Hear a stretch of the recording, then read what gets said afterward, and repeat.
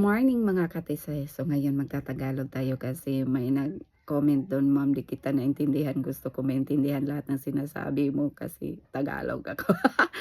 Mapugos mo Tagalog, ani kapoy, mga Bisaya.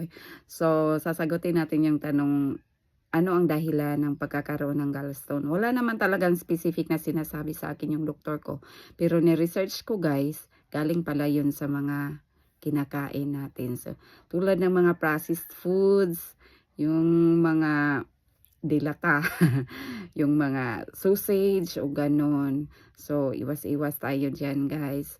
Kasi, dun talaga galing yun. Tapos, low in fiber. So, kaya ingat tayo sa mga kinakain natin guys. So, yung dapat talaga balance. No? Balance. Pero, tulad sa akin, ganun ang nangyari kasi hindi nag-iingat